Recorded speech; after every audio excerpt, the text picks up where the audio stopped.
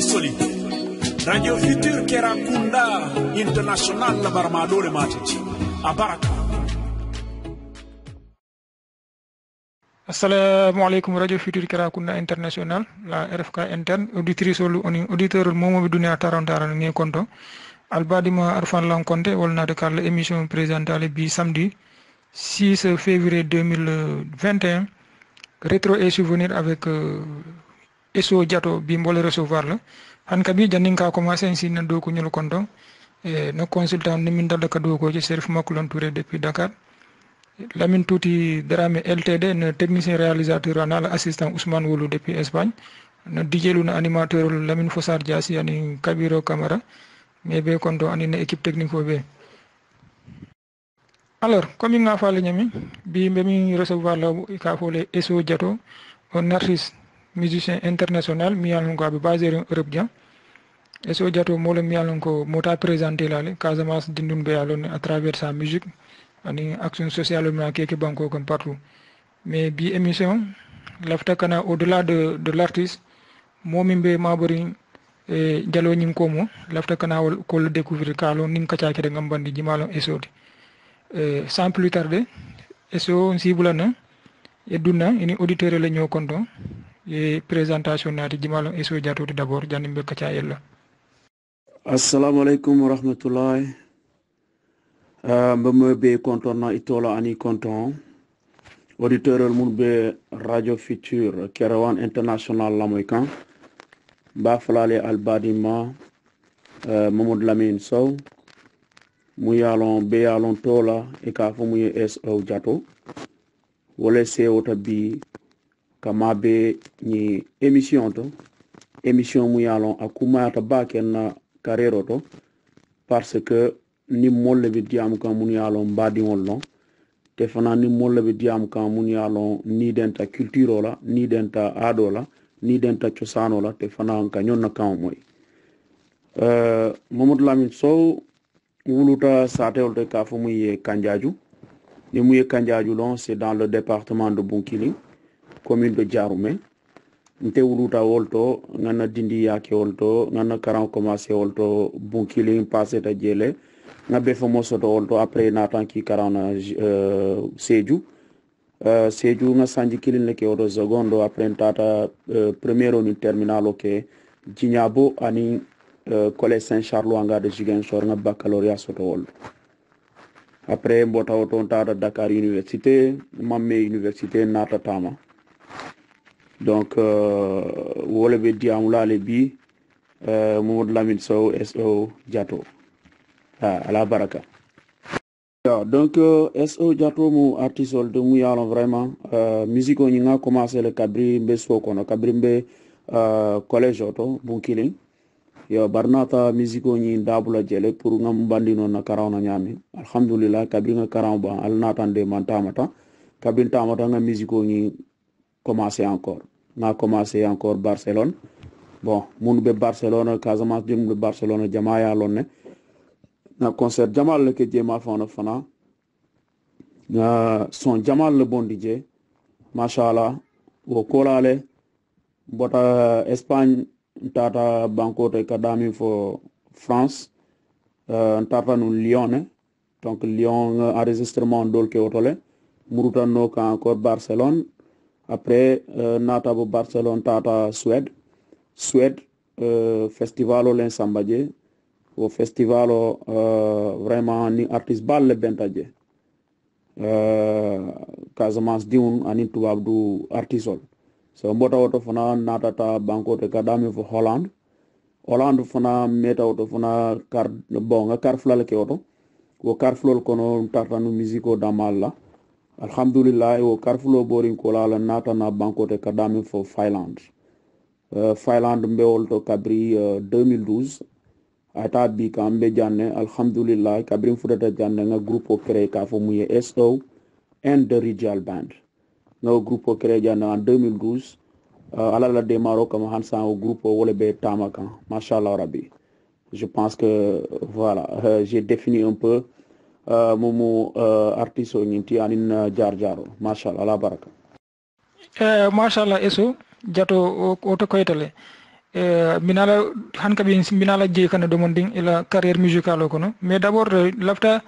ya fo ñu d'abord auditeur nun be lamoyla minima kanjaju long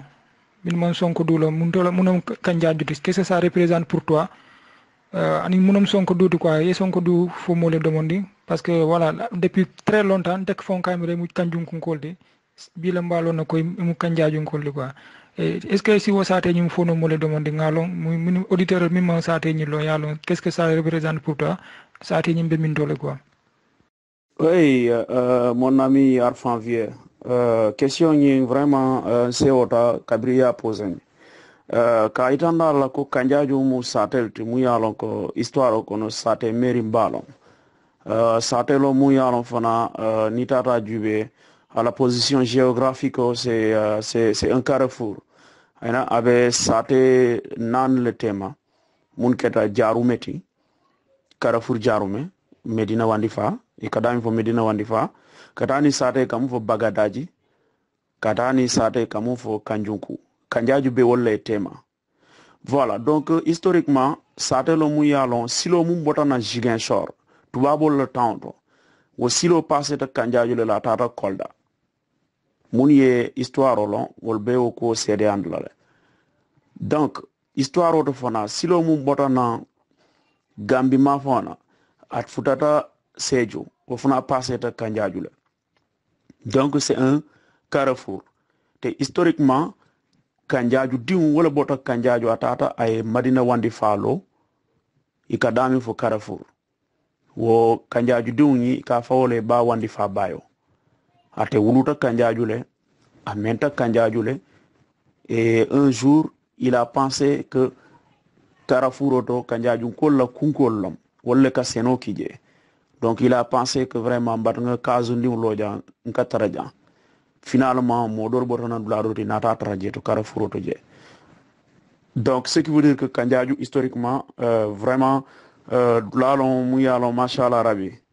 OK karana côté la fana c'est l'un des premiers villages nauma fana ay tubabu 40 école soto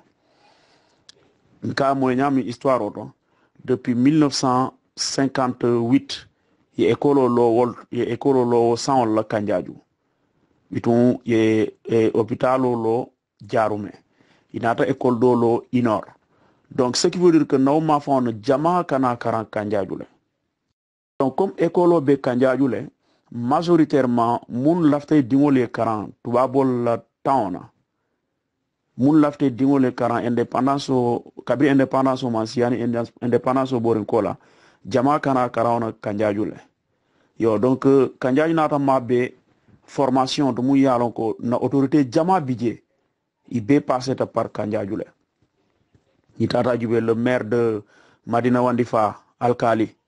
a 40 kanjajule le maire de Bunkiling Lamine Fati a fana 40 kanjajule il y a tellement de cadres mu yale 40 kanjaju donc kanjaju be wo tundol de kadami fo sonkodu donc sonkodu mu historiquement fana dulalo mu yalo vraiment ils ont été exemplaires dans tous les domaines you know culturel côté là ani développement côté là donc on te bota wo kanjaju le to dulalo mu yalo fana ante fana na wuluta wolto ngana 40 wolto menta wolto na dum musique kono kanjaju diwul le folo supporter parce que iko artiste nyanta manager sotla nyanta base sotla barante manager kili manata rambul manager jurmo le bembul muy kedamo kanjaju kol bele nata kafunyo kan jeunesse wala côté là iko itol le be mun tela manager donc ils vont m'accompagner dans mes projets alhamdulillah manan tuje wole nata hafana sembo dinna pour bi niamoy bafala eso dunia karobela c'est parce que vraiment wo population wolle ya itandiko vraiment mbe mun kono itol fana bolo kono donc si wol fono ale kanjaju pour le moment OK machallah kanjaju ko le akatene bari ifana man nay tuje quoi enin kanjaju temo histoire d'amour lom foye single mi fo bonde ya deje quoi nga kilibo jibele machallah ngamira après bina la mol solo son nyinal donc voilà maintenant eso Sonko Eso ambassadeur de la Casamance, de l'Afrique, on peut dire même, au-delà du Sénégal, parce que l'Afrique belto. Mais Eso, quel est mon lien bien impacté notamment le village de Kuboni mune beni tema ani ye mune souvenir retenir Pakao la ani Kuboni surtout quoi parce que ngamo ni mata nyolal ke lafte auto fana ko ni auditeur mo domon. Je vous rappelle que vous écoutez la radio Futur Kerakunda International. Pas Kerwan. Kerakunda ni Kerwan, mom c'est toujours comme ça. Que Molka Beki nous sate kilomètres. Mais c'est Kerakunda, hein, et ça. Ok. Yeah, assalamu alaikum. Yeah, la question il faut que nos relations avec le Pakao, malgré mbota uluta sonko dule et uluta Casamance le. Pakao mune relié de, c'est parce que na grand-mère mbama muya ulu wo bota satel de kadam fo kuboni donc mama muso ulu ta satel nyine to te fana kabrin te be dindi yare o mero wolente kulu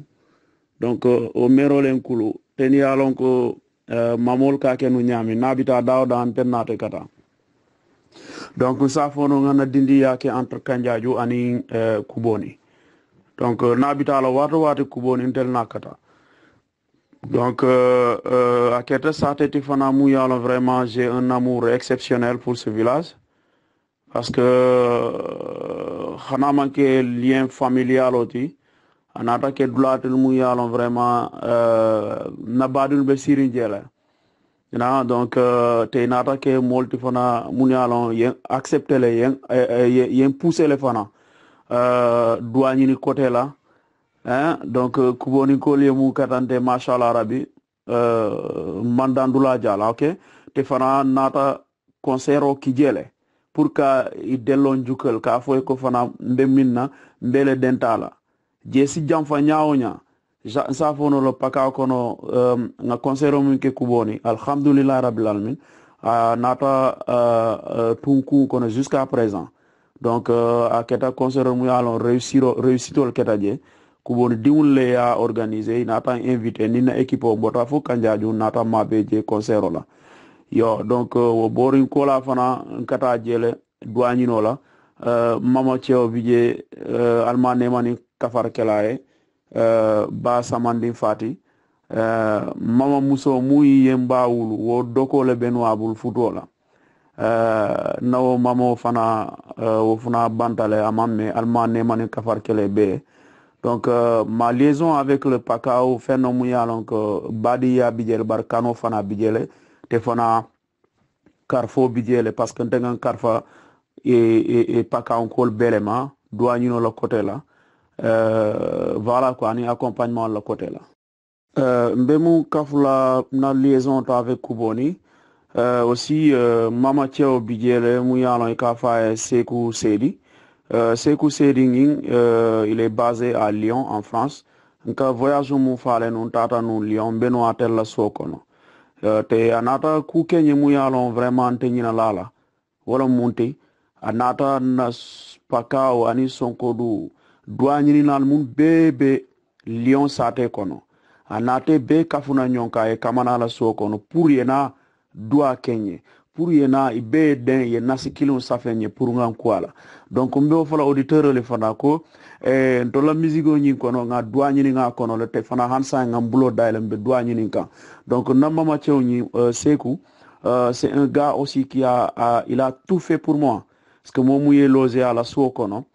abe domoro dilele sol da fe ne ba sotola wo manna dawla ko be min nan tol be supporter la jelen ba accepter la le foko fana ko indi auditeur ma paka on kol mun bébé Lyon morol douanini lal doa kelalo ngambulo daywol be ne ta alhamdulillah ngam kuila nasola le te fana sitale itema e doa kenye mashallah rabbi wo doa mbafulale ko to nyabe dami alhamdulillah a jabitale te fana jamabe jabe kan mbe mbulo dayla hansa mole pour ye doa ka funye ok alhamdulillah mbe profiter la nga Sekou Sedi nga kondom baki afana be Lyon ana la famille ani toute la communauté mandenk min be Lyon jay be lamoy kan tout le temps ki ngi be konton ñuna et nga kuboni konton na kuboni ko vraiment c'est un village culturel et religieux ñinam fana na paka artiste ka fotanu ñomo jele concert o ki je il fana le départ o tawol do ngamre be le trace o kan quoi be kubon président jeunesse o kontone la association des jeunes le président afana be la moy kan Bakary Fati nga konton bake ibari ma fana ay konton abe la moy kan Mamadou Lamine Sedi ani dokoma ñolu Kalidou Sedi ñolu Amadou Sedi et notamment surtout Vieux Sedi Vieux ning Sedi depuis Italie ba fana remercier ba ka fana be la moy kan en direct ate vraiment télé call facilité ni fontol ni be ñolon ni be kacala c'est grâce à lui ka donc nga fana remercier de passage et tous les auditeurs momo be la moy le partout ngal be konton ñun nako. Alors eso ni na murune le parcours de monde donc ni nga comprendre même janni kana Europe ye musique commencé nous même malgré que na stand-by que les concentrer le caron quand foi bago so retard Europe il n'a continuer musique là est-ce que c'est une salle non réellement mune motiver ni kadu musique ko no ani en quelle année exactement ya commencé puisque on sait aussi que ndolo ma fona artisia mondia sûrement début et difficulté dol soto loka yewol fanal anecdote dol natini difficulté mini soto nu la carrière kono ka surtout kabiri Europe quoi. Donc voilà donc après ni son sono ça parce que ngalo nañu kesso mom mo jama poser ala et mo le ñinin ka ñinin fay mano inata morceau do bon spécialement ya diala ya kay jalya quoi mi dundi jalya ko ya bi fo morceau ñin do en sona morceau ñim fana fono nga la moy do après.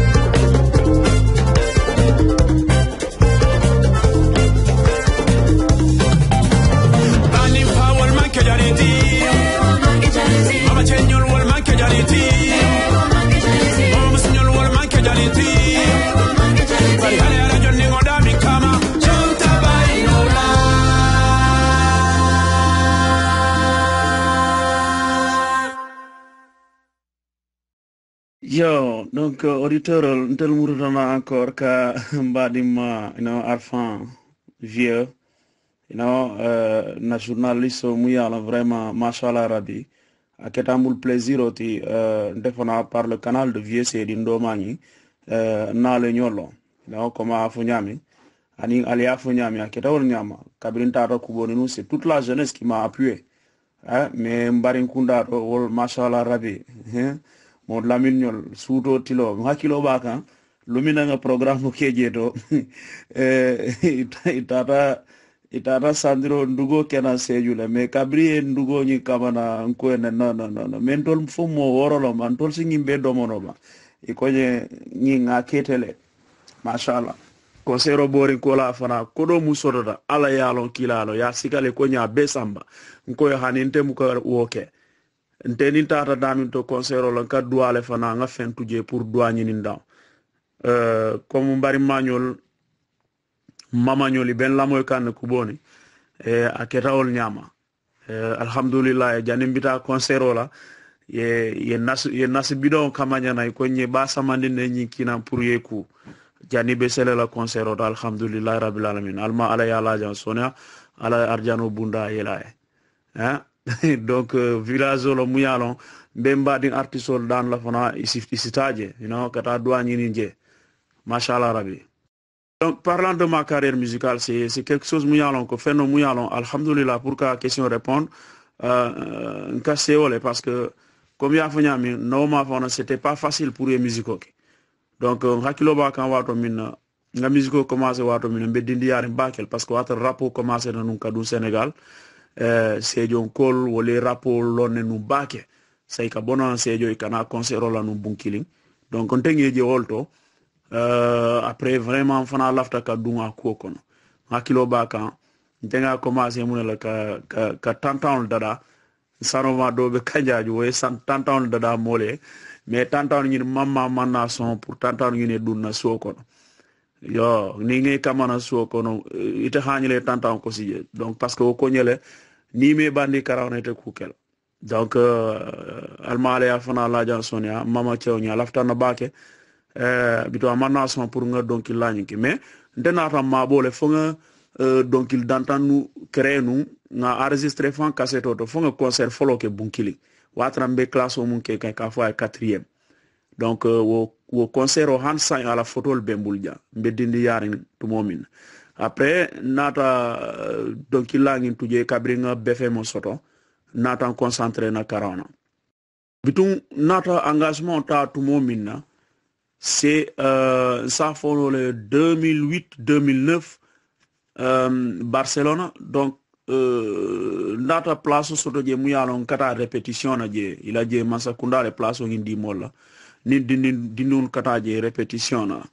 bare nata je ke wol fana man la fi ko ngi mutala comme sobeyati après ala nata ande ma ni artiste dol benta je Casamance dion lo do bi je le manina to le ka fa MC Keba ate fana bota sonko dula ate tatal fa CD bondi Barcelone wol nata invité la concert olto na première partie o ke oto nata je ko fenno muyalon ni mus sobeya mutala ibitala nole yo sate bije fana kana min fo fenke shi alun soane bota sate minto donc wo sate to il a association Janaba il a association mumbe Barcelone ye fondinche soroje ka fa Draman ate musico diata baki alhamdulillah fana be musico kon la hansay atel natan invité nous tata nous programme dolla wo borin kola la dron bitu ni mo film événement ke la daw dal Barcelone ka invité kananka playback o kije ni ka musico demandinke donc wo kono le nata jibe ko fenno mu yalon sobe abije donc lunkile mbetato do kola ngaje journal li kay journal on munu distribuer satel kono nata na photo jije bara nata kembul kaba koti na photo ni karan na journal ni karan nata je ko iko yen tombon événement doto mu yala nyanta kelambe sate minto Barcelone bitum woto nata lon ko waaw yara mo si ku keno le hani si bona kanjaju ça ne veut pas dire que ni lafta yebo tubabo le journal o wala ye ike affiché sate kono asikeno la donc wo tembo la nata do ni muta ko do ko te tonya lon fana do ko donc wonata tinante manna temps fan soto ni mbota nan do kudlato kaduna bono kono nga fan soronje safero don katara wala anin ka don kilo niki mbala la nyaadi la mbake la nyaadi la yo bari ama facile no Barcelone parce que voilà ni mun be siri nyonka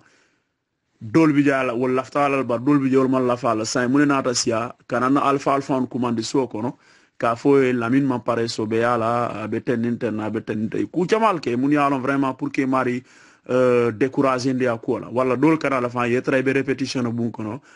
ye jela be jela la ke jela fe onte non so wonatante so courage la natante so motivation na pour kaytandi ko fene mu yalon ça pas été du tout facile. Kabrimba a commencé la Bunkil, c'était pas facile. Kabrimbe Europe a commencé, c'était pas facile. Donc Nata Dubé, écoute, en avant, n'était comme Dubé là. Après Nata Barcelone, filié, qui est en Natanyati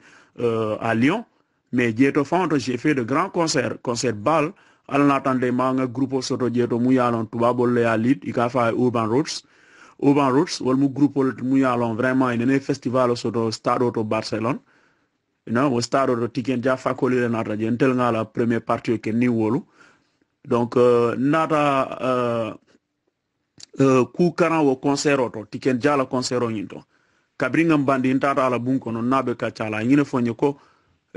musico nyin mecholon ni amuta nyin kama pour code soto ete kodo sotla bar ni amuta nyin fana kama pour ka darja ete darjo sotla amuta nyin kama kodo ko lo mecholo muyalo inyanta ka niki ya karan ni o ke dron ibe kodo sotla libe darjo sotla donc lafta ka wolfo mbadi artiste le fana fenno muyalo c'est pas facile amanke sanji kilin koute ye kodo sota kono amanke sanji fula koute pour ye darjo sota kono non comme école be nyami ibe karanal se yeta fo ibe femo soto ye bako soto ye maîtrise soto ye doctoral soto pour yena do salaire fixe soto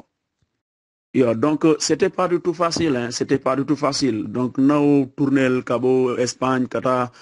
Suède Hollande katani Finlande nata muru suokono en 2000 je pense que oui 2010 11 ça fait en 2012 la musique ngi mutana mechoti 2012 parce que au sein nga groupe créé ka fu muy SO and Radial Band ni wala be siri nyonka Finlande jan groupe ngi tatal fu mo temps ani kilin wala be do ko la mbulje you know ni labone nata nga tala nga ke mo sey wala be do ko la mbul sa groupe ngi kono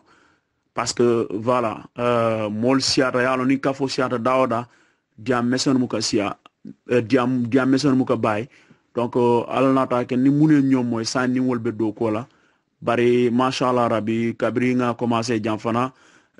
na groupe ma jouer programme ol munto jan o dans do ata ni banku kanjane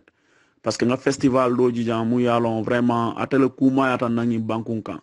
o festival on ni na groupe jouer ta jeli ka fa Porias festival o festival to machallah nga ku karanjele parce que yebona kanjaju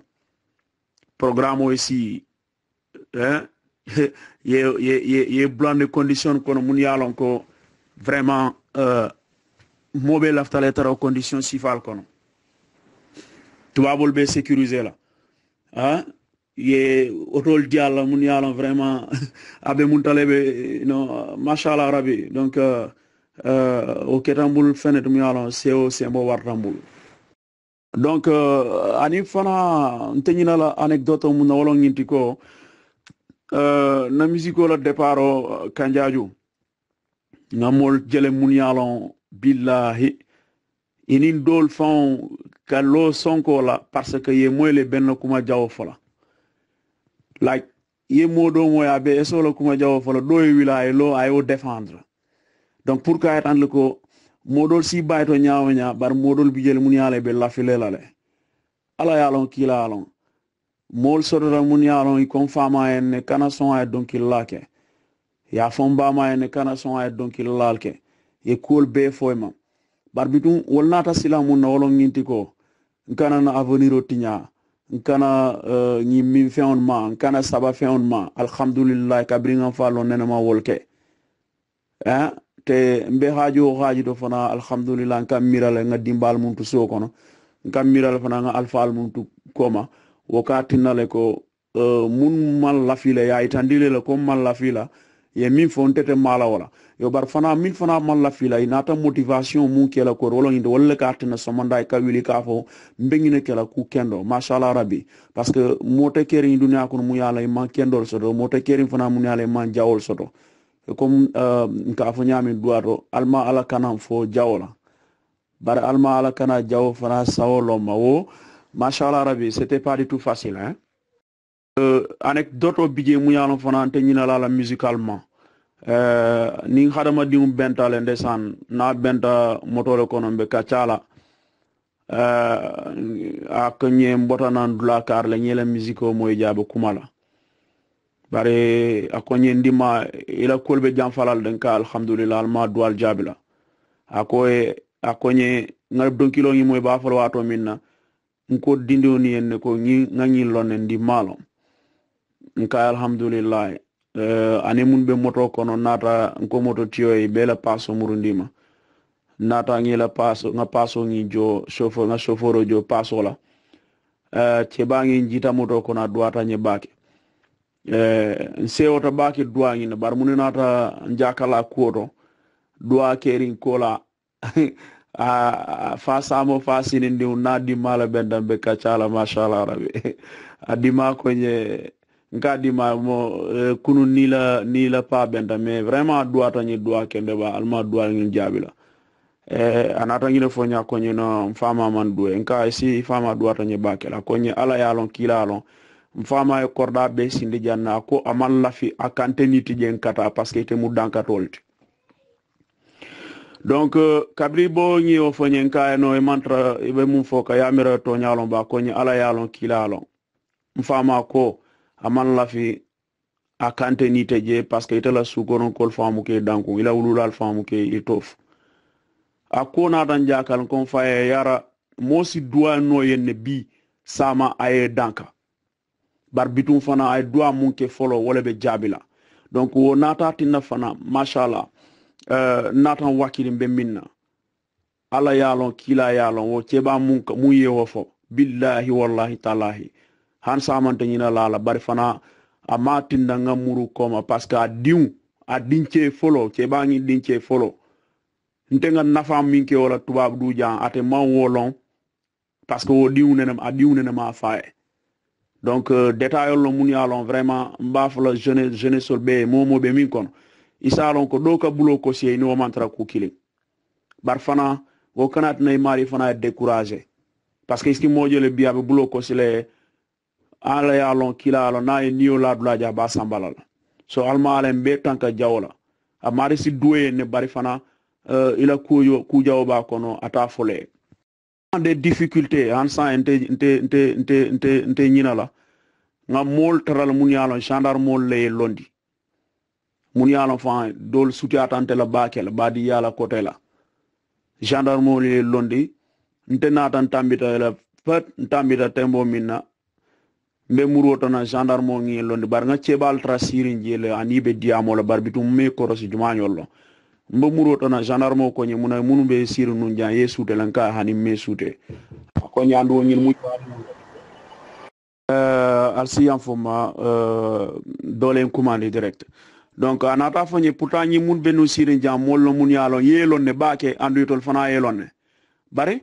ibe mene foka iko mol tata tubab du ko nyino la bayte ko tata donc illa ite manke mo barkamati bara nyine fo e fona askeno atol mum bengi fo kanja askeno lu sororo mu yalon eso yal nafa sai altita la jannin jan namanto a manna ale yenyi mu fo ale afo anyala ala nata ke fana mashallah rabbi akole awarta numbul bakele parce que c'était pas du tout facile hein c'était pas du tout facile donc mol mun yana e kane feje ke bulo daye ka fembondi ka dilela ni wol kata si mol feje ka fo e carrément ke mo barka mati carrément ke mo kendeti a balfa warta manika du bake yo mun dol ba fala no abe musico mun haram tale amuka barni tata wala kordal kono ika jalba ko atala donkilo le tara kumarinje ika yusundur nyol la musico le tara kumarinje la idila dimbal bebe siri ba donkilo nyul lamoy kan te donc gendarme ngi nata fonye molle nata manene pour ka cebal ngi bulayta ka ok ya par pole ite tol fola nya ko nyani parce que kebal ngin mun be o photo mun be to tinya kanunje i mantel relation lo ani gendarme ngi wokala otol malana suto akana feje bun kono yo barbitu nata mun fonna alfa le fana musico ngi mamuta sanarri ngamuta feder mu yala meccolom ning ala ya bondi mbul lumina abe kudo dilannale barbitu comme mba kono be douani no la bele bulu ok donc on tela mor follow musico kono mfama alo mota atele follow naso kamanyena pour ngan ku naso ngi na conseil robe keri mo jama mam million wala moti mun yalon yengine fonu ko mfama e bontole parce que mbe musico kono anene man soto dunia balo kono na mor follow na musico kono mfama wala tata kata wulo kono kan yirol jambol kamanyena ni ko ngan ku kata conseil la kanjaju na premier conseil o kanjaju billahi wallahi talahi barna ngine fon fama en ka sa ajubedron autorité jelle ka taminun kanjaju la ministrol tambita kanjaju la député tambita nun kanjaju la nenme singolojo bar bi ministrol kela motol malana kana feje fo bun kono autorité kela motol malana kana du no fo bun kono donc mbe dan la mun nolo ngi talien accompagner alhamdulillah nata wo accompagnement sotole dual ngi nga sotole na alfa bul musico kono ni mun be siri mun laftan na wol ye dual kenyele et donc kasila tidje alhamdulillah donc pour que question ngi là-bas diabola ye mun fo c'est vrai donc wo kole akol be wol be nata tinna nga don kilo bondi ka fo daminta bani fa wol manke jaliti hey wol manke jaliti mama chenyol wol manke jaliti hey wol manke jaliti mama musnyol wol manke jaliti hey wol manke jaliti ala yala jondi ngoda min kama jonta bayinola music mandun kaslon baliala music mandun dolo mimba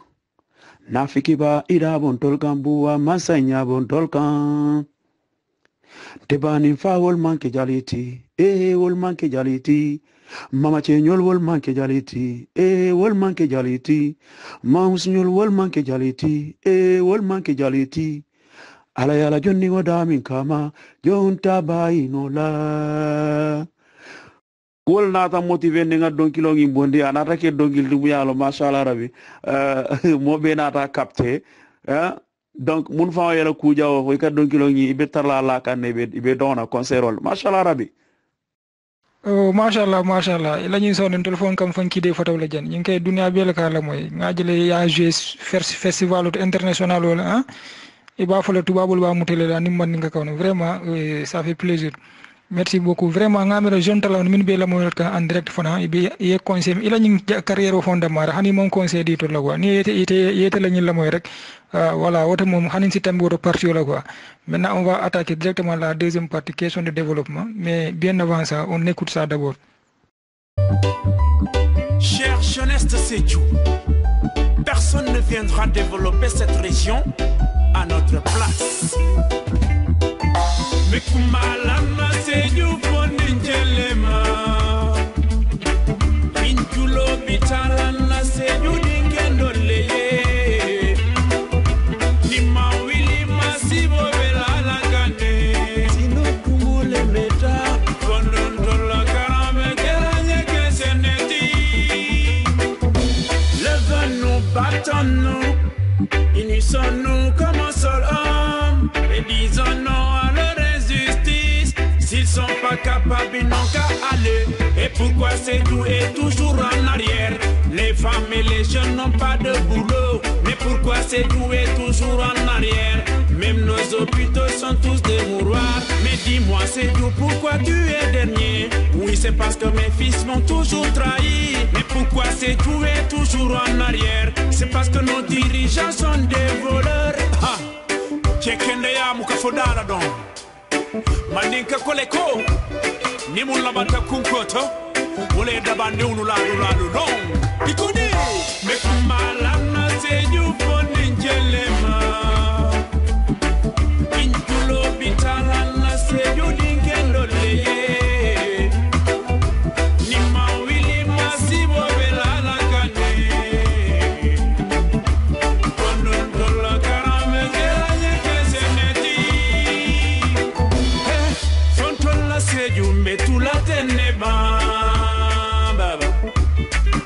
Sao masanata ya la poso fanda eta Tola ukilim foni chelu banda sala baba temale Fema sabu fodo kunda ya na Bangkoka Irite tata gudam pu Bangkoka Yarana musol walbe kumbolela Le du réveil a sonné Arrêtez de déconner Sinon nous aussi on va déconner Fire Mais tout malana c'est du fondin chelema Injulo bitalana c'est du dikendoleye Lima wili masibo vela la gande Fondun tola karambe kela nyeke seneti Kandema Sila o kandema Oh kandema Mbeole silo kama sila bakoto Jeunesse consciente de ces jours Réveillons-nous Et prenons notre destin en main Arrêtons d'être des maîtres chanteurs Derrière ces politiciens Car ils sont là que pour leur texte Pour leurs proches et amis Ce sont nos mamans Nos frères et sœurs Qui subissent les conséquences De leur mauvaise gestion de la cité Au même moment Leurs enfants sont envoyés dans de grandes écoles Et nous, nos enfants accroupissent Dans des abris provisoires Fire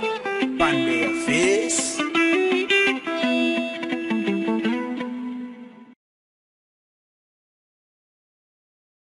wa eso ila ñu son ne ñi la moy sa régime tout mol ñanta min keno pour kan na banko développer na seju région surtout ndol la paka wala ndol concerné baake sonko dun ko lay hekatu wala ani kabada wolu ma fon zigen sor ñolu lafta ke tawul bulu de monde yem ke fune la do fanal fon si fanal si fen soté bulu donc ni la ñi la moy ni politicien na relation souvent ka moy le intervention jamaato ka ñi ne foko politicien wala sa fo Sénégal mo ba jama bi je ikana douani no ken na pakawle ni tara fo furata kiti do to ni molbu kaneje quoi tol comme lafta ka kanyami e ka souvent école au dénoncer le e fana mu paka pur produit le yela douani no ko le départ ko de paka ko le jambulo fo c'est alhamdulillah be au niveau international na moy association bebule mi yalan ko association internationale le mu action sociale le partout dans le monde Afrique kono fo kata Sénégal d'ailleurs j'ai vu des actes mi yalan ko été à poser à Ziguinchor c'est du fond saté kono ani bayamba partout dans le Sénégal mais ndol la pakaw meje folo hansay quel est le problème ndol muna musa nyanta muna kela fo ke fana le partenariat sotono kan pakaw saté le makoy saté bal bi jël mi nan ko dal hôpital bi jël borti je dol bi jël hôpital mu me fon table matériel table courant te kerinje molbo bataren ji ko fon problème wala asiata pakal problème on tabe listé no la ja ninko pakaw ben 40 ba arrondissement mon ko boni bolo kono kol bantam bolo kon kira ko nabol kon kata fo sakar jende arrondissement ka sakar fo kata jannaba qu'est-ce que mol si mune keno fo ke mbulo le kan ni ole do ni mol fana le do ko ke la action mine ke partout dans le monde fana sa sotono Madima Arfan vie be kontona yeah ye donc kilo mo blande ten nga tola seju fondin ciel bon niaje nga don kilo ngi safe c'est pour ka etandi molla ko banko te développer no la ala fondin ciel koma yo bare seju nata chance sotole fondin ciel nata wille i 40 ye diplôme soto bare 40 ni diplôme soto rin kolal nata jele ko mun yalon ko 40 ye atina réussir tayla carrière ko ni la balu ko ibe compter la le parce que nkamu fo fonctionnaire dans do ata jele wala a jama be mun la 40 diro alors que ni tata dula dolto mol 40 le keta directeur le tata banna karo bela barbitum ni talar wato sita ika dolle favoriser nde yentol tuje donc nata je ko muniyatinna ikanyinantol la bake talaro ka ke daminto nin pakaw wala sonkodu nin to la mafona ninga mu selendi santo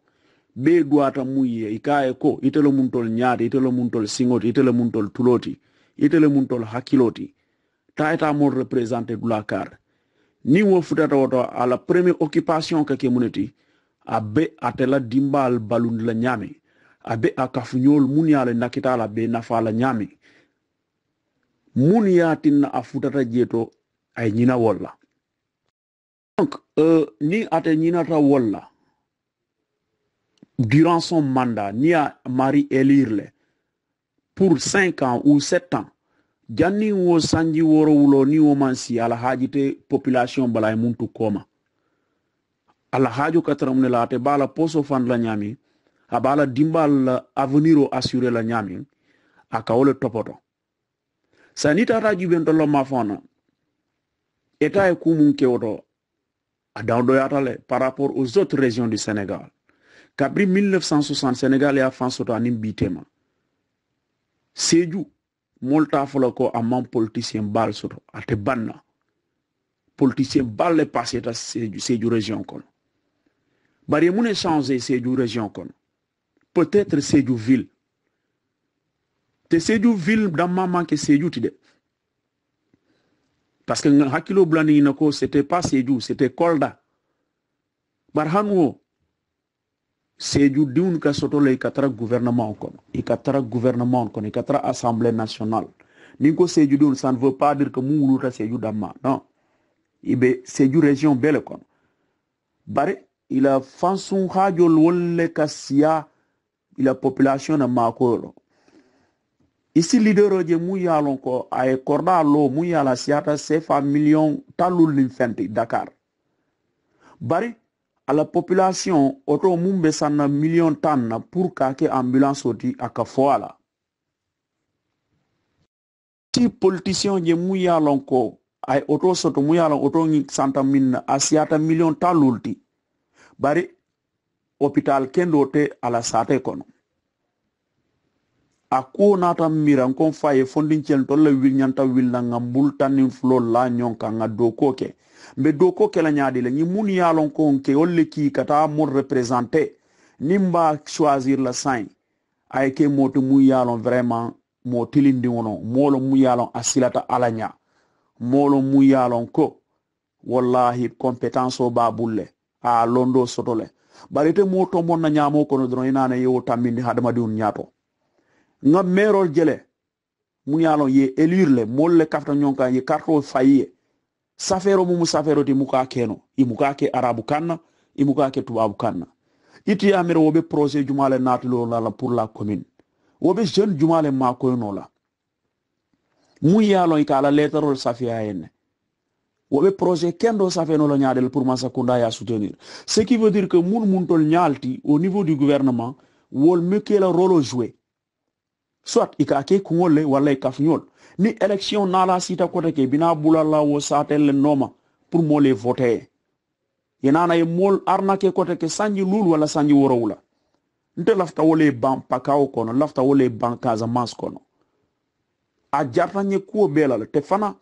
nga beleje menace wol ko be kedale bar nga ngine foy ko mbe donki lamina ni ko da malon takela mais c'est parce que ala ya kele mum molto mu yano ni diam te kan lamoy donc nyanta na diamo sambala mun tole côté jumar wolo nginti ko tonya kan anim fana mu yalon ko abe nafa soto lambe wole fola donc kilo nyin kono wole atina vraiment je demanderai à la jeunesse de toute la région de Sédhiou tarde sembo warta ka mumbe fale ko masaku makisale muke Sédhiou kono masakunda nene make Sédhiou kono be fanialo makisal be muke kan au niveau de la région de Sédhiou. C'est l'argent du contribuable sénégalais. Sénégalais la kodol mbamanyol ka tiol mun wafi marshal ka taxol jo. Bol ka Jakarta mun borondi ka taxol jo. Kodol le kafta nyonka ko mo kili ye. A kodo dundi dulato damu yalon abembe nafala. Que nous qui sommes nés dans cette localité du Pakao, du Sonkodou, je dirais même de la région de Sédhiou, il est temps que nan alfal dani ngina ka fo ko ñi mun kanal feje douanino le ka wil fulol ni wil worol ni wil town mun toal bul jan billahi wallahi wo kam milliardol le wulu wol ye wo milliardol isi wil ful million tantano le ye moto sangale alfanal bukar la tanin na minkela ala fo ñi mor dinkira jumalon mu yalon ko man sakunda ye ñu moto kilina ko ya lata na ma fono ni taraji be mor dinkilal mun be au nord nga toña fo ñoy ni tara Tivaouane ils ont tout ta Touba ils ont tout ta Douladoto ils ont tout alors que waliol benu kerine pakao kono waliol benu kerine sonko du kono han san wala dinkiral to mol kataje douanino la tetol fawni wolon ça pourquoi on ne peut pas nous mettre au même pied d'égalité que les autres villes religieuses du Sénégal. Donc nenero tumo metale fonga nyalla yele kantum ka fo nyami don kiloto ko nya kulobe kungoto korsiro doronel mole korsiro kele nga juberol ke bare billahi ñun kanale ka mol profiter ke mol nene ikatela hajola ni le dual beke ñun ye mantra sanarola ibe na fala mun na dan doyata ni la gamo si da londo ye manton kilikina wo fa ni ba kilna ika kamfato kiye kamal ika kamfato kinane wow ibeta tay kordal ni Dakar be sirinje be la hajola so wo mo sifal nyanta wolle bannir le dans notre société voilà quoi wole mu réponse de mbemun nat la sur le côté jeunesse ani sur le côté de la politique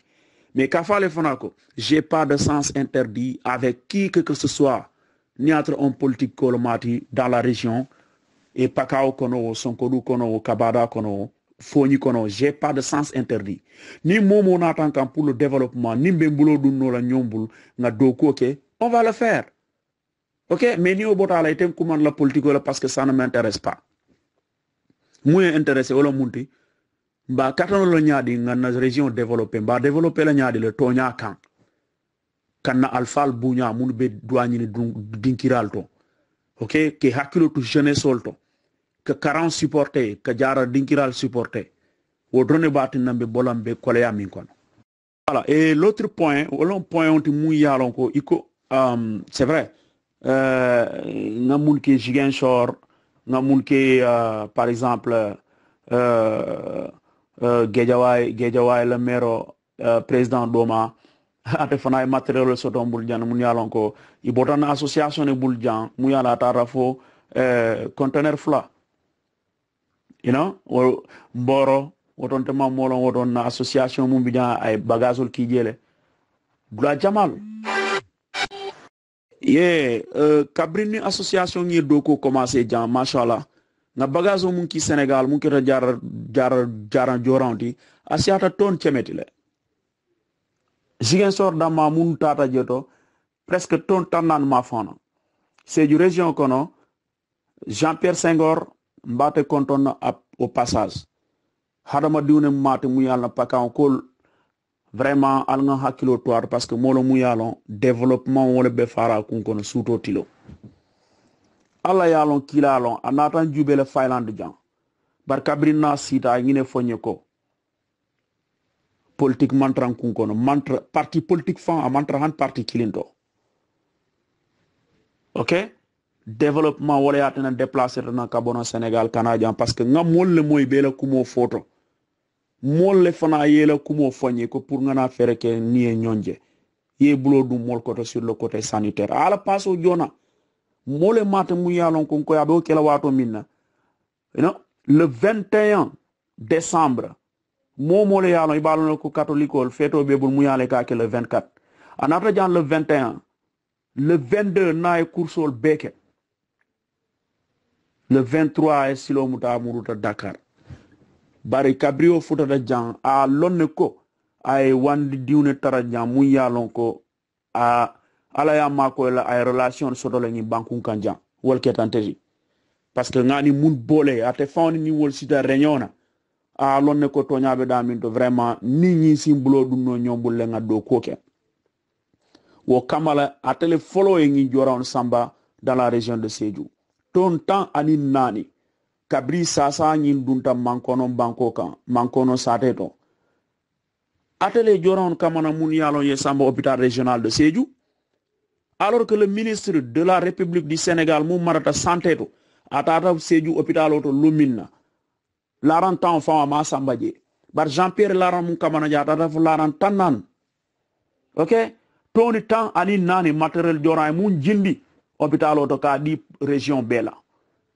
Donc mbe pakao diunu mbe pakao mo kendol mba falale ko alal blo tilindi douala ale tilindi Jean-Pierre Senghor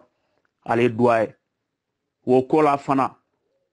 e nabe hajol leto mun yalon ko mbal danela al doa kafu peut-être ku jama be kum pakao la lafina ku mun yalon bi ay pakao be sola ala yalon ni ala e doual jabi nte nata la collaboration ala si molde manole a ko sonea, you know. Donc ni we doko kele fo bi kabri Jean-Pierre la matériel fudata sa tol mun yale ke siganu Sédhiou ke Samba jigen sor wala Kaolack la rantan yaro, alors que Jean-Pierre manque le maire ti a manque ministre mu yalon ye portefeuille di ala mu yalon ab gération, mais non c'est un secrétaire national au niveau de la sécurité alimentaire du Sénégal. Avec le Dokola. Mais Taïta du Valo Dokula, il y a combien de jeunes de la région de Sédhiou Mouyalon à y placer avec Dokola? C'est ça un leader, c'est ça un gars qui pense au développement. Et non pas mon Mouyala Kangine Foko, Albulan Noma Bulkosola, Albulan Noma Politicola. Ni moun bulata Noma Politicola, mais Makola Dokola, ni moun bulan Noma Politicola, mais Makola. C'est pas ça qui fera développer notre région. Barfana, doit n'y dinkiral, de insister là. Al doit mo et mouyala lafta satel le développement. Al doit mo et mouyala quoi lafta développement en général, Ha, Jean-Pierre ne m'a affronté politique. Na yo fonyente nate okela. OK? Mais mounia na la koué fatan kungo kono, c'est parce qu'il ne parle que de développement. De développement sous au tilo.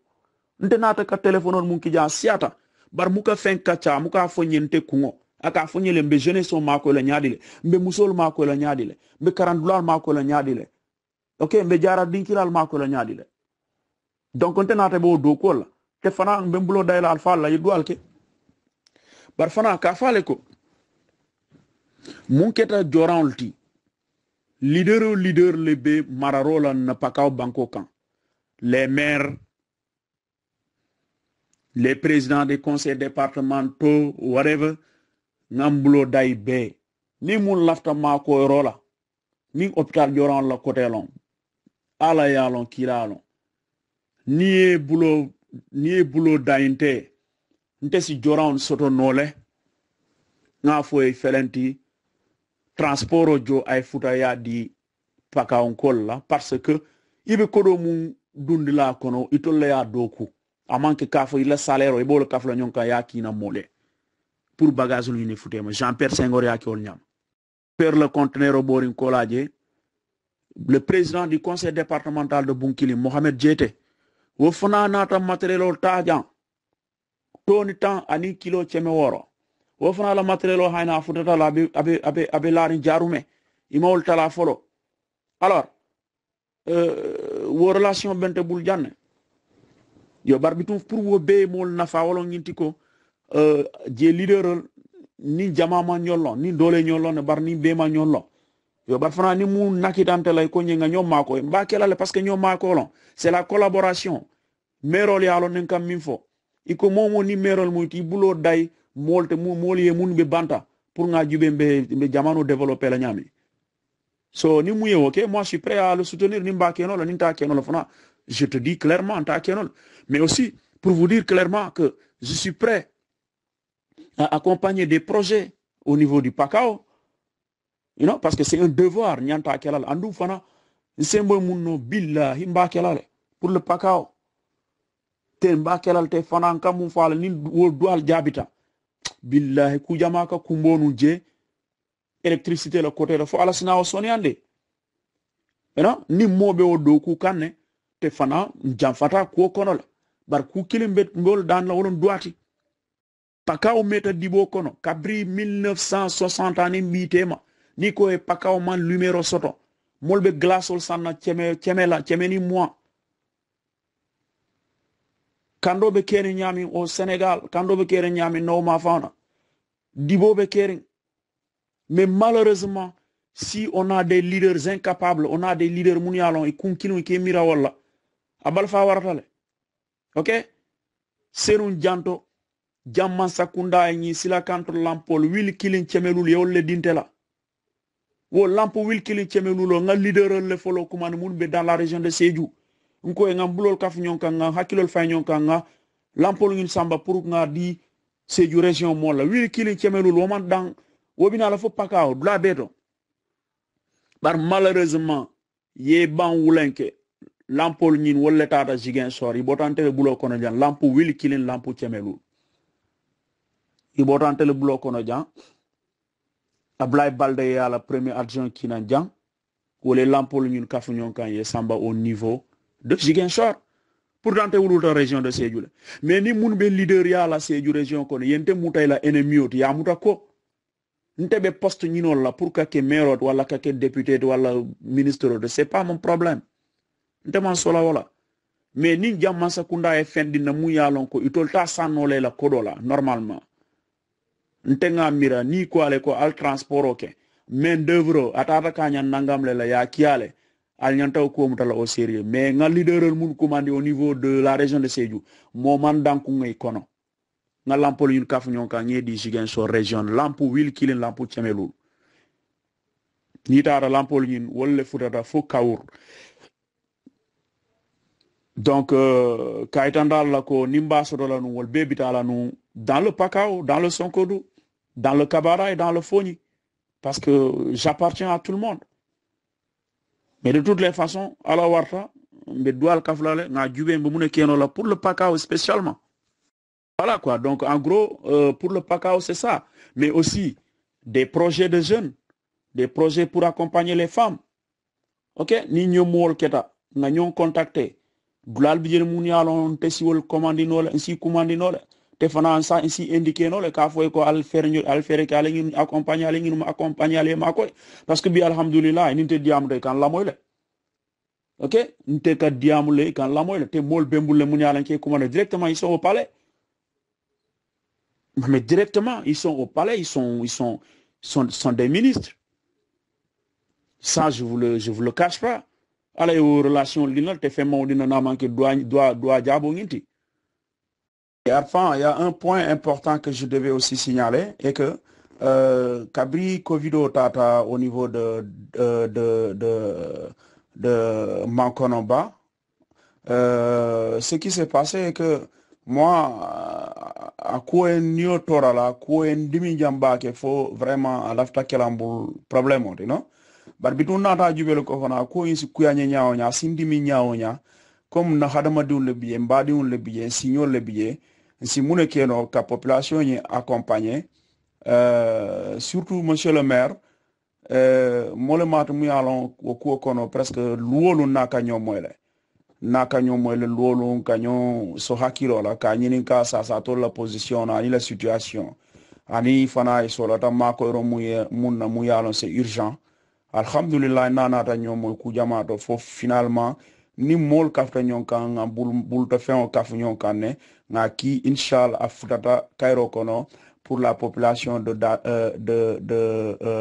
Mankono ba watra kolbe koleare njeto donc mu fenete fana ntol nga okele parce que a tout moment ntol bo okela watra masa kunda yi presque yi da bondi o mol la kol dole ka mune ki e maskol long ani gown ani ndunta jambota jang donc nata fo ene ko masko long inte ani ku jamal biye wo mu kamo balundi momum be deun ko ni ko yal kana fintal kana ta han janninja ngamre nyanta balwo futan law mariol man donc ntol fana nata ke molto mu yalo manna tarde be mu keno la nga woke wo sate o yene wo tumola yo wo kola fana machallah rabi be fe fene keno la pour le Pakao moi personnellement je vais le faire nta bat le modo yake. Ok, eso, merci beaucoup, merci. Le développement, c'est très très important. C'est vaste, il y a bien le moyen, éducation, santé, sur tout ce qui concerne le développement. On voit que nous avons pour aussi, papa ka bon parce que lañu acto min tol ngi be jele mo lié moy le jigen sor gédje way fokata Sédhiou e min ki jam Jean Pierre Senghor waaw présentation ko non natalo wala comme ça min kany actuel ke nyimi mbanyum kolbe ko ma e kanjajum kolo ala dindi yaka kubon le pakaw diwna ma fanati donc neten natalen ila contact ko nyini wala kono kajibe tol fana si mun keno ni si katiano nyaade le pour action si fa ila association ni ka sa kamana pakaw kono inshallah comme ya fo nyami no ma fon leader peut-être que dolbije no lona manqué mais à travers ce canal la RFK international inni be dunala en contact inchallah te mela ala fay ñoo ka ngajibe ensemble qu'est-ce qu'on peut faire pour la population alors sans plus tarder 5 town flatata émission bi dami sambi mba arrêter on est pris par le temps donc lofta ke ñinin ka avant dernière question na question fula dama yen sola quoi avant dernière wala la jeunesse min yalon ko ne jeune talent min yalon ko fanal be la moy kam voilà kay rubrique ko créer ne jeune talent min be dans ton domaine quoi culture ko art ko artiste qui est exprimé janne ni la talon jël machallah mais il manque de tout même fois pour réussir il faut findi encore kata Dakar comme tous les autres domaines maintenant aux jeunes quel projet mun be bulu mun ibe mun projet nat no lowol dinun fanale si accompagner no ñadile pour il fanal si épanouir no musique ko no réussir comme il réussir ñami atol bata même be laté kay kana wol dolu itolta kana futawdo est-ce que projet be bulu pour ñu odino ni quoi parce que jeune artiste min be la moy ka. Merci beaucoup de toutes les façons comme nga fo ñami mon ami Arfan. Natol Sola Tantela, je suis disponible vraiment. Entretien aussi, je suis vraiment content vraiment de parler directement avec vous.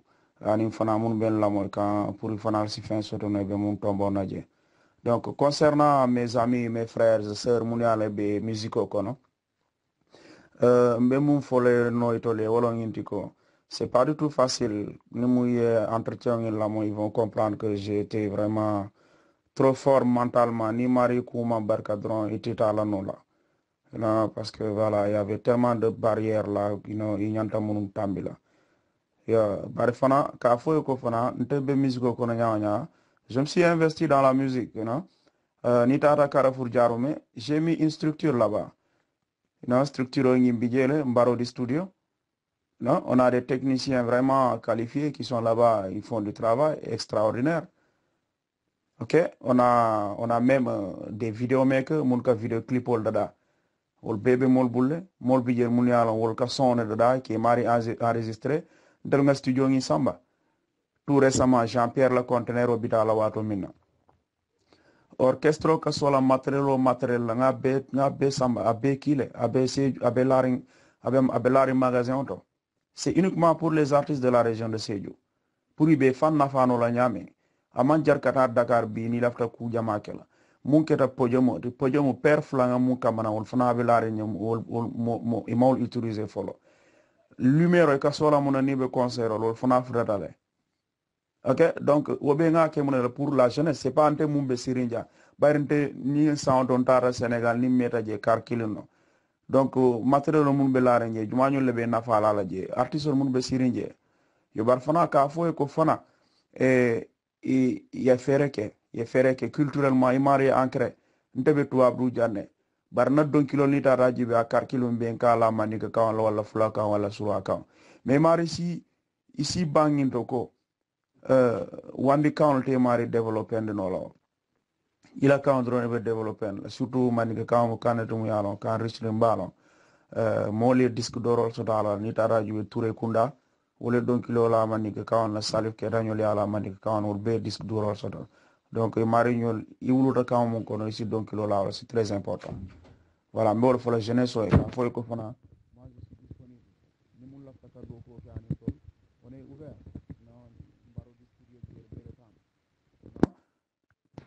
voilà, donc Mbarodi mon structure tout mouillon tel nga mettre en place au Carrefour Mbarodi studio Mbarodi couture nga o mettre en place au fana wol ka kararol ke ani ku jamal bije nga kararol ke la han tubab du janke kinanja wo structure be lorin yembol tel nga yeleje no ndoma bije le ani modole be do ko laje professionnel lo machallah rabi Théo Nimba Sodolano, on allait amener ça dans la région de Sédhiou. Jeunesse sur les formations qui est parce que la machine au monde sans ici à Talé. Mais au domaine et troisième domaine, on s'est investi dans l'agriculture. C'est un moyen à l'entendre pour hectare loul, on a beaucoup kusima fana, ça veut dire on a beaucoup commencé là encore pour mon maraîchage au côté. On est en train de penser à mettre en place moyen à l'entendre pour 4 hectares. Commencer d'aller. Et tout ça, c'est pour le développement, quoi. Donc, voilà, quoi. Yo, mashallah, il a investissement nous abetiata kumayata almatla barko kite ngamiro jeunol fanal kela kumomele et si approcher nous wala approcher tolla c'est linko keno unité mo nyami yo eso mol contane bake badi nu ka fal han kamay hakal hakilo ben kal émission la moy rétro et souvenir avec eso diato artiste center international mimbe an ka basé Europe janna faylan eso c'est ainsi bula le mot de fin lancé na auditeur le min be la moy la radio futur kera kuna international la moy la beben la moy en direct jam wala min be mutala en cours wala min bina kala moy sur YouTube et si mon message lancé no auditeur le comme mot de fin quoi ngibula comme tam fa la jam fata machallah ngabra nyinte kala nek ci ala bonde koy waaw alhamdulillah alfan vie c'est otobake tout momina radio futur kera kunda international allé invité pour vraiment kacha pour mol salon du malum et sorti vraiment privilège parce qu'alma ke mobe donc mbal ala tentula par funa mbal funa tentula mbal jay la ka faale ko alla du ko ñiata alma ale radio ñi ala ya samba ñaato fo ala ya yelmande ay kalbul télé mu yalon vraiment Sénégal télé al niveau ko compétition ke te ala bo kala parce que fana albe kule ke kan jabano kamu yalon amandal ka kije pakao hormoto duala al mun be pakao hormoto ngalo na ala bo kala donc auditeur mbaflale ko seota te fana mbal dan la mun wala nginti ndenga mutante nte ba mutala al fana ya mutanga pousser ayta sans atol tol te keno la fenti donc ntol di ngana ko den ala bul nga den alfal bul nga den mo kendol bul bar fana auditeur be dawda mbe mbulo daylal ba flale ko mbe solarin duala duani iko akabo dami amuka banje barakata dami fana ateje fala ay nana dron tol be solarin wala mashallah mbe tuabdu jaminto be fefene nyini kan lafta ka kamana so kono ay mobe nafa te ku kilimo de ngawolone de ni doa jabite ma au niveau de la carrière musicale fo itina man sakunda la kuma dol fala asi doa nyawnya be ku keno la mu yalon ko vraiment asembo be warla parce que ni tata jube mashallah ma fo no interview ñu kono ni tata kanjaju mashallah ila école primaire alhamdulillah ngam bulo dum wotole bake fa janinte mina la faylanu jamfa nga concerol mun kafu nyon kan a kanjaju nga katal fu nga salle de classe fu la loje fo bi alhamdulillah école ngi na clôture a commencé ta mu yala ma sekundara dal flo mandunje ya ni tata sate to kadami fo bayamba mashallah rabbi fona be sonko dule kono alta kola na miro nin efforol anila dingol mun be bantala bankol tani mun be sirin sate nyi kono nga symbole ka fu ñonkan fo hôpital lo raw saate to joran mun bota mun be hôpital en kono alhamdulillah ila mol mun be bantala bankol to aninte entolle nga symbole ka fu ñonkan fo bi hôpital o équipé ta bar ko kerin kola fana ku jama changer taw saate to alhamdulillah mba fulale ko tout est possible pour unte impossible wote kerin ka fu ñinte keno lo wote kerin pour unte wonono dans ma tête c'est tout est possible et donc pour que tout soit possible faut mbele ngam bulo ka nyonka nyindo be do nyin dinkiraldo nyindo kodo bate bulle nyindo fero bate bulle nyindo ateka diamle mol kala mo be ngam symbole ka nyonka e baaje lale ko kule be koleare mba makato baynoram ha barka faale fana ko inshallah rabbi nimba sotala masa talabul wolo nginti ko mbe mun kata kan janto fo ala sa soni andino fo ala sinde mano ngake moto mu yalon wala be courant kamalna au niveau du pakao bitum be diamo dan na tenne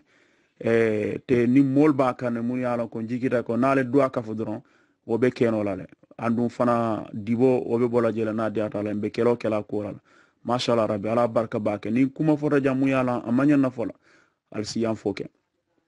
bar ni fen fota jam fana mu yalon wala nyanta fola biton al salon ko atole o mérité quoi machallah rabbi ala barka ba kembe mo be konton na kuboni kol ba fulale ko manyina la bi manyina la sama kanjajun kol manyina la pakaon kol sonkodun kol kabara ani fuladu manyina andula kilin ala barka ba ke c'était SO Jato depuis la Finlande. Yo merci beaucoup SO alma dol jabil alma natol timola badi la moya lu rendez-vous dial hankabi ni semaine na la ani invité ko dem bari bi si émission soro ñu dilo la mi yalon ko sincèrement eso ya dina mo la en exclusivité aya deje abamaye anim paka musolbe dunia Casamance musolbe anim dunia musolbe merci beaucoup à la prochaine fois. Once again, Mama, love you, 'cause you're the sense of my life. I will love you till I die. Alima koi na julote na mamaye. Albulo kosi na julote na mamaye. Alima koi na julote na mamaye. Alindema na julote na mamaye. Alkanani na nungana urula lobunya. Ikananyina muna isifa chebunya. Ikananyina muna isina musudema. Alkananyina ngana ulula lokulia. Ikananyina muna isifa chekulia. Ifana sakata yelana musobunya. Ikananyina isina musudema. Ikananyina isifa chedema. Alima koi na julote na mamae. Albula kosi na julote na mamae. Alima koi na julote na mamae. Alindema na julote na mamae. Na mota domota isalon kona muso. Na koita dunta isalon kona muso. Kar kononto kono mana la colea kona muso. Elles se sont battues contre la mort à nous donnant la vie. D'autres ont perdu la vie à nous donnant la vie. Je me battrai jusqu'à la fin de ma vie. Maman, c'est toi ma queen. À côté de toi ma vie s'illumine. Maman chérie. Mais loin de toi ma vie s'assombrit. Maman Aïcha. Alima koi na julote na mamae. Albulo kosi na julote na mamae. Alima koi na julote na mamae. Alindema na julote na mamae. Mama, no one like you. Mama, no one like you. Mama, no one like you. Mama, chérie, no one like you. Alkananyina nungana ulula lubunya. Ikananyina muna isifa chebunya. Ikananyina muna isina musudema. Alkananyina ngana ulula lubunya. Ikananyina muna isifa chekulia. Ifana sakata yelana musobunya. Ikananyina isina musudema. Ikananyina isifa chedema. Alema kwe na julote na mamae. Albulo kasi na julote na mamae.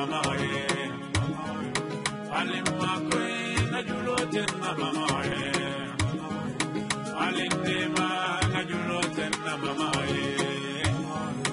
Alimakwe ngajulo tenna mamae.